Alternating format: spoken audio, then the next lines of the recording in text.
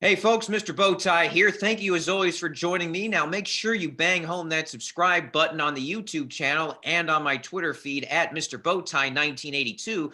And you're going to want to do that because we have a special guest. Joe Lombard coached 42 years out of the Panhandle, won 19 state championships. That's a few more than Bill Russell won. Well, Joe's now retired, just finishing behind Lita Andrews for the all-time wins mark across the nation. Joe is transitioning from coaching to kind of being our own little analyst. And Joe up in Canyon where they've had about 6 inches of snow. And Joe, this is one of those weather systems where the entire state's going to get in on it, not just the Panhandle. Yeah, you don't rarely see that. I mean, usually the Panhandle is the closest thing to Canada, and we get those cold fronts come out. But now this one is a doozy. I guess this one may be a record breaker. Unbelievable. A state the size of Texas where all of us can be affected by a weather system. So yeah, it's the year 2020-21 to be expect the unexpected and crazy stuff to happen. And here we go in basketball. And I tell you though, Mr. Bowtie, the great thing is the UIL is going to do everything they can to let's try to get our playoffs in. And so they're going to be flexible. And so it's going to be different, but there's a chance that we can get this thing finished. And so again, this is, for me, this is my favorite 3 weeks of the year, the girls basketball playoffs, which leads into the NCAA playoffs and all that stuff. So man, but these 3 weeks are what we all live for. Yeah, the tournament has changed. For those of you that may not know, the regionals have been taken out of predetermined locations. So just like we see in football, all rounds will be determined between the two coaches. The state semifinals are not going to be at the Alamo Dome. Those, again, will be predetermined by coaches. The finals will be at the Dome. We'll talk more about that later on. But Joe, briefly, before we get into some of your analysis of the first round so far, how do you think coaches and players are going to adjust to this? We know in the Panhandle, snow, cold weather, something that you guys are used to up there, DFW is, but for San Antonio, Houston, this is stuff they're not used to. So how do you kind of keep yourself on schedule where we've already had a weird season, so to speak? Yeah, well, this, like you said, this is the year to expect that.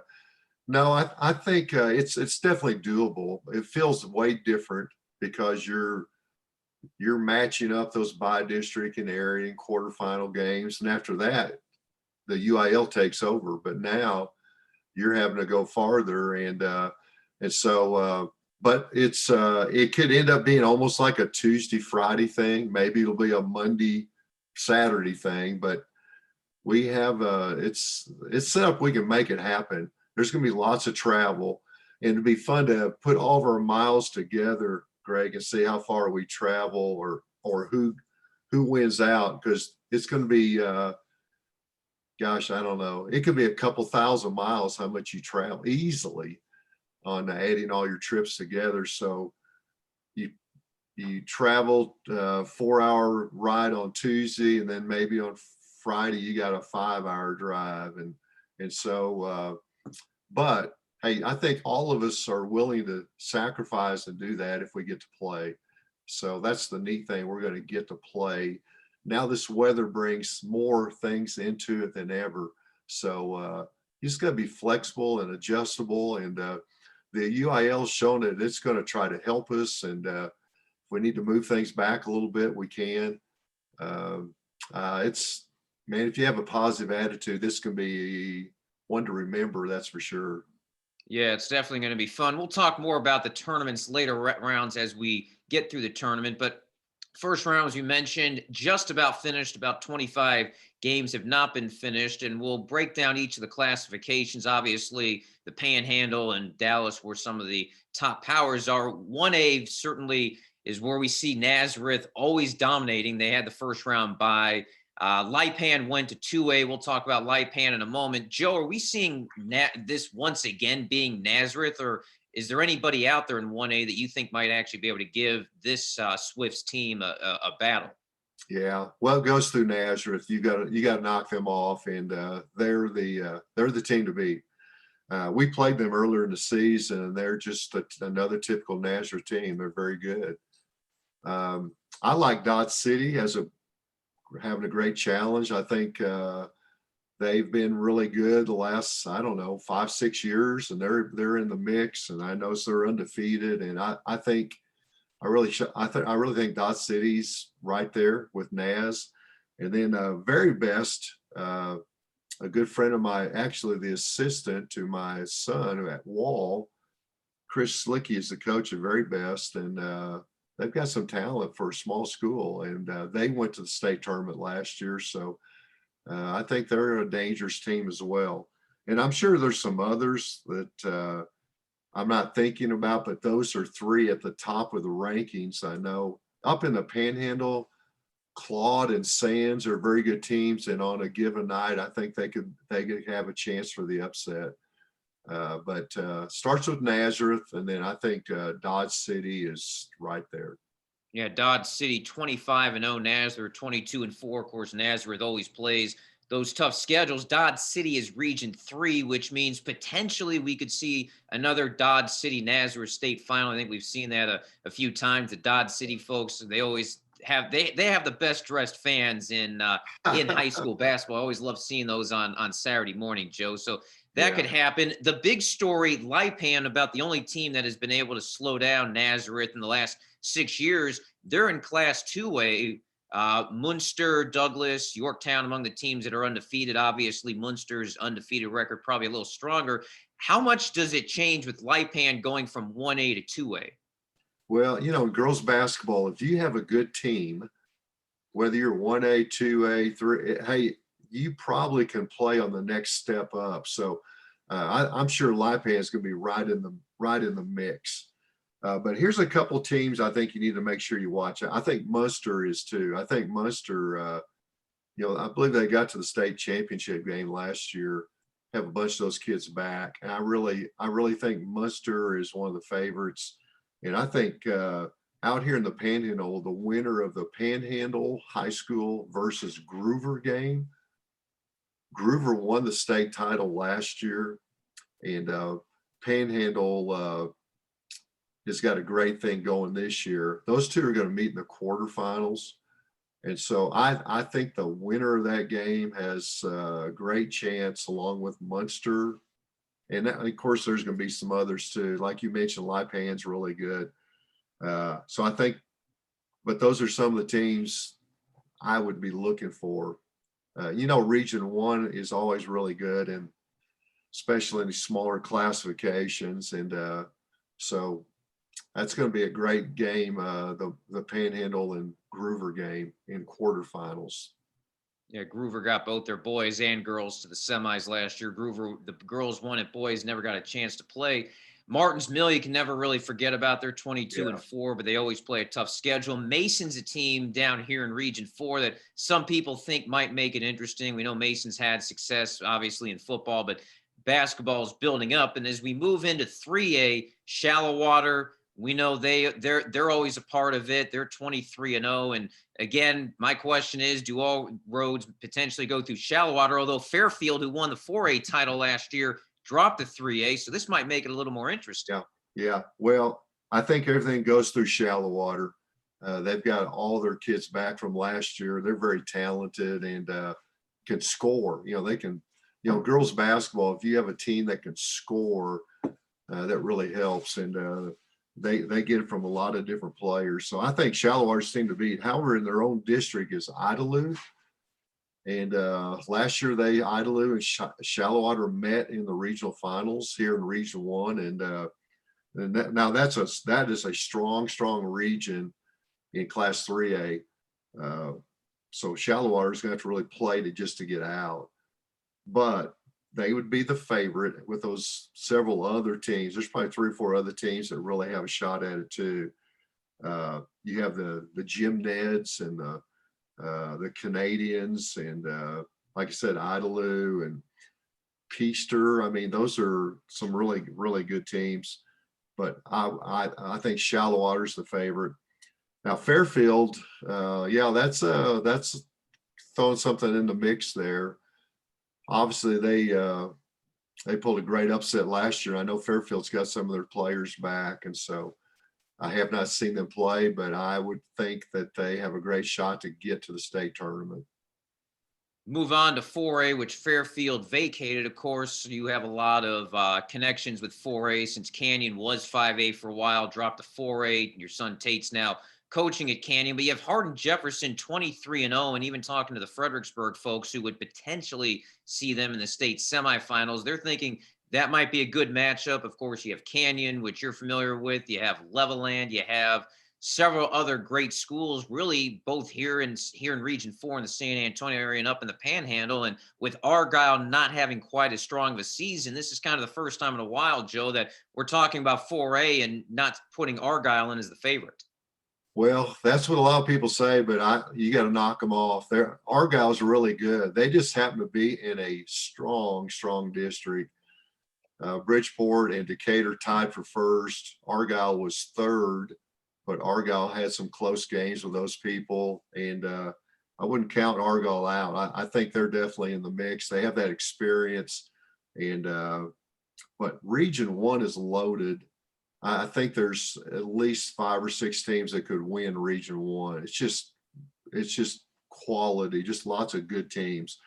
I really like, from what I hear about Hardin Jefferson, they're averaging 93 or 94 points a game. I mean, that's strong. And Fredericksburg, I like those two definitely come out of their regions. And like you said, they're going to play each other. And that should be a couple great ball clubs playing each other in the semis. Region 1, like I said, is wide open. It could be several teams come out of that. Region 2, I know Brownsboro's having a great year, and Midlothian Heritage is in the mix, I think. And I forgot to mention Levelland's in Region 1. They're undefeated. And so, again, just lots of good teams. Sunnyvale in Region 2 is really good. So I tell you, I mean, it's hard to really predict. You have a lot of good teams, and I guess it's to be seen if that Hardin Jefferson is that great team that a lot of people are talking about. I know they've got a lot of kids back from a year ago, and they're definitely the favorite, I would think. But that's why you play, and you're going to have a lot of contrast in styles, and it's going to be the 4A battle is going to be a great battle. Yeah, that may be the best tournament of all 6 of them, just because of all the depth you've had. I saw Fredericksburg in their first round game against Gonzales. They won by 43, and they got 55 of their 72 points from underclassmen. So potentially Fredericksburg, if they can get by Bernie, who they already beat twice in district, I mean, that should be almost as interesting as what you guys will see up there with Region 1. Let's move on to 5A, which probably has, I would say, the biggest turnover of any of the classifications. Kerrville Tivy and San Antonio Veterans Memorial, who had dominated Region 4, both lost in the first round. So a lot of people looking at Cedar Park, who is now in Region 4, ranked number 1 in the state. Kingwood Park is 23-0 out of the Houston area. Of course, you still have Amarillo out of the Panhandle. But Joe, this one might be the one where this may be the hardest one to figure out of the 6 classes. I have not seen Cedar Park or Kingwood Park, but they've got great records, and Cedar Park has beat some really good teams. So yeah, they've got to be a couple favorites there. Up in Region 1 though, Emerald High, they're still really good. They played a pretty tough schedule, and I think in Region 1 there's 3 or 4 teams that could get out in Region 1, but Emerald High they're strong, they're loaded, and they're young. But Wichita Falls Ryder, Greg, is a team that's we had to beat them a couple of years ago when we were in Class 5A, and they really have some talent. I think they've got a good team. Mansfield Legacy, won the Timberview district, and so they must be really good as well. And there's others that I haven't even mentioned, I'm sure, that probably have a chance to win it too. But I think that Cedar Park thing looks pretty good. But Region 1 again, which I'm familiar with, Emerald High is really good. Legacy has got to be really good. And so I think it's hard to predict, but I think that's going to be a great semifinal and final round, 5A. Let's move on to 6A, which for years has been the Duncanville show, but Duncanville actually did not win their district this year. They were swept by DeSoto. The teams, I think, are 41-2 in games not against each other. Those two will certainly play each other at some point in the knockout round. Cy Creek, who was undefeated last year before losing in the final to Duncanville, undefeated again. And then here in Region 4, Judson and Reagan are really, really strong. Joe, how do you see 6A panning out? Are we looking at another Duncanville title? Is DeSoto going to get on top, or how do you see it playing out? Yeah, I think you have to start with Duncanville and kind of go from there. I think somebody's got to knock them off, and maybe DeSoto is the team that can do that. But I think that's you've got some really talented teams in those guys. Cypress Creek, I mean, you got to give them credit. It's had 2 years of being undefeated in regular season play, maybe out of that area. So Cypress, I think they've got quite a few players back, if I remember correctly. So they may, that may be their year to step up and be that team. I've heard good things about South Grand Prairie. They're in Region 1 this year. And so I've heard some good stuff about them. And then, man, I really like the Judson team from a couple of years ago at the state tournament. I just really like the way they do things down there. Cibolo Steel, they're always talented. Tell you who else in Region 1 is Arlington Martin. They're always very well coached, play great defense. They could be a team that could maybe sneak in somewhere and make some noise. But I think it starts with Duncanville, and just like a lot of these defending champions, till you knock them off, Argyle, till you knock them off, those guys have some tradition, and they got things going here most recently. So, but this year it looks like, Greg, in all these classifications, you look at the defending state champion, but there are definitely challengers everywhere. Texas is just loaded with talent and with good programs. And so that's what makes the girls basketball such a huge thing, fun to follow. Every year I talk to coaches at the state, I talk to fans at the state tournament. Just love to go watch. And some of these people have been going there for 30 or 40 years and have those tickets every year punched in to go to the state championship. And this year they may be having to go to some of those regional or semifinal rounds other places. But I think there's some great basketball in front of us, and I'm looking forward to seeing what everybody does and who comes out. And but it's kind of who's playing well at the right time. And but you have to look at those teams that probably have some tradition on their resume. I think those are teams that you have to knock off, beat. South Grand Prairie, though, some of you may remember, they upset Duncanville the year that Kathy Self-Morgan eventually had to step down. They made it to the fourth round. DeSoto ended up losing to Judson in the final. You talk about Cibolo Steel. Steel lost in the first round to San Antonio Reagan, who won the all of a sudden power 28-6A. They have Samantha Wagner, who's going to go to Baylor. She's a sophomore. But that district actually in 28, they only got half their schedule done. So they went to a district tournament a la what you would see with the college conference tournaments.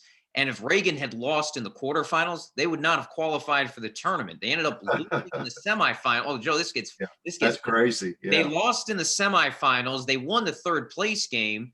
And Steele and Judson ended up splitting their district title in 27. They flipped a coin. Steele lost the flip, so Steele played Reagan in round 1. Reagan dominated the final 3 quarters. We almost had Reagan and Judson in the first round. Kira Sandelin's going to go to Rutgers. You would have had what I thought was going to be the state quarterfinal matchup in the first round. That'd be like having Canyon and Amarillo playing in the first round, which you would figure would never happen. But this 6A might actually be a little bit more competitive, at least down here from San Antonio. Sounds like there's more teams that are in the mix this year that have those type of quality players and talent and great coaching. And so, yeah, I think it, you know, from when I look back from 30 years ago or 40 years ago, here's what I'm seeing. I think those teams back then still could be state champions today, but you've added so many more programs into the mix. It's so much deeper now. I can remember when I first started coaching in Nazareth. Of course, it's still kind of that way in Class A doesn't have the depth the other classes do, but you know, you'd have to knock off one or two to win the whole thing. And but now in 6A and 5A and 4A and 3A, maybe in 2A, man, there's several teams that can win this thing. And I think the higher up you go, the more people are in the mix for titles. And so I think it's just going to be interesting. It's going to be fun to watch how it plays out. And like you said, to start the program, you may have some games where you have to play back to back because of the weather. And so that will play a little bit of a factor if you have to go Wednesday, Thursday, and then play on Saturday, or Tuesday, Wednesday, play Friday, or Wednesday, Thursday, Friday. That, I mean, stuff like that could happen. That's a disadvantage for those people that have to do it, but still you have a shot, you got a chance. Well, Joe, I know this is your time of the year that you love. It'll be strange that you're not going down the journey. I see the recliner in the back. I'm sure you'll probably be sitting back there. And it's got my name on it. I like that recliner. Yeah, those naps after lunch, you know, you don't get it when you're working, you know. And now as a retiree, you could sneak in a little 5-minute nap after lunch in that recliner, and that's good life. Yeah, absolutely. Well, Joe, I really appreciate Joe Lombard, the greatest coach in Texas high school basketball history with all those championships. Joe, we got to do this again. We'll do this again later in the tournament once we get into the deeper rounds. Hopefully, we'll be able to keep things going. And Joe at Lombard, always great to catch up with you. Thanks for the time. Hey, thank you. My pleasure, and best of luck to everybody. God bless. Guys, keep it tuned for more great programming and all the coverage of the high school sports scene here on YouTube. It's Mr. Bowtie 1982, Twitter, Mr. Bowtie 1982. Thanks so much for joining us.